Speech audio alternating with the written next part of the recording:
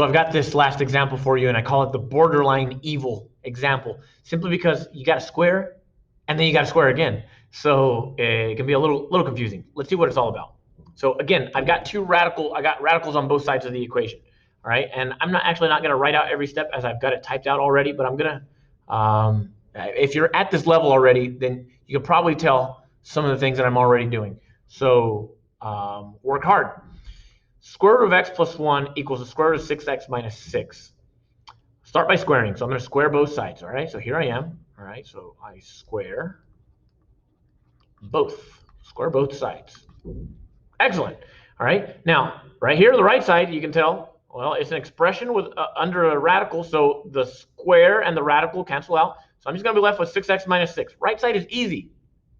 Left side, though, again, that's a binomial. When you square a binomial, think of it as first, outer, inner, last. I don't know, however you want to think about it. So square root of x plus 1 times the square root of x plus 1. 1 times 1 is 1. That's equal to the square root of x. That's equal to the square root of x. And square root of x times square root of x is square root of x squared, or just x. All right, we're usually seeing a quadratic right there, but we get x. So in short, this is going to be equal to x plus 2 roots of x plus 1, equal to 6x minus x. So far, so good.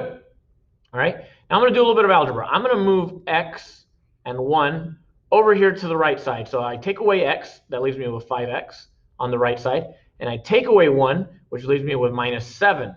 So I've got 2 square roots of x are equal to 5x minus 7. Notice I've still got a radical. So even though you squared this, you still ended up with radicals. That's kind of crazy.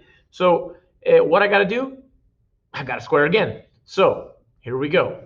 I start by, let's see, I like that this scrolls my annotations. All right, 2 square roots of x quantity squared equals 5x minus 7 quantity squared. Now, 2 square roots of x, I can think of it as 2 squared is 4. Square root of x squared is just x. So the left side is simple. I get 4x. The right side, I'm going to have to multiply 5x minus 7 to itself. 5x minus 7. Once again, you can bust out a box, or you can say first, outer, inner, last, double distributive. You should end up with, whichever way you do it, 25x squared minus 70x, because you get 35x squared and 35x squared, negative both times. So negative 70x plus 49. Whew, tough, right? It's quadratic. Let's set it equal to 0. So I'm going to take away 4x's. I have 25x squared minus 74x plus 49. Whew, this looks like it's got quadratic formula written all over it. So I'm going to say A equals 25, B equals negative 74, and C equals 49. All right, so here I go. When I substitute my values, I like to go ahead and use my calculator to calculate my discriminant, b squared minus 4ac. I go ahead and do that. That knocks out a lot of the dirty work. So b squared minus 4ac has a value of 576. If I take the square root of 576, you remember plus or minus square root of b squared minus 4ac. The square root of 576 is 24. So at least we got a whole number there. All right, that means that in the quadratic formula, we'll have the opposite b, which is 74, plus or minus 24, all divided by 2a. 2 times 25 is 50. All right, so what are my options? I'll have 74 plus 24 over 50, which gives me 1.96. All right, or I'll have 74 minus 24 over 50, which will give me the value 1. As usual, I've got to check these.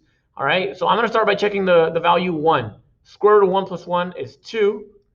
6 times 1 is 6, minus 6 is 0. Square root of 0 is 0. That doesn't match up. All right, so we must reject the answer of 1. Now we go to check 1.96 to see what's up right there. All right, and with 1.96, those answers actually match up. So 1.96 is actually the only solution. This is good to follow if you've got my Desmos notes. Pretty tough. But you did what was needed. We did what was needed. We needed to square at the beginning, and we did. It cleaned up our problem quite a bit. And then when we got to a very simple radical equals a linear, we squared once again. We just followed our rules for squaring binomials, and everything worked out. Once I had a quadratic, I used quadratic formula. And most importantly, I checked my solutions.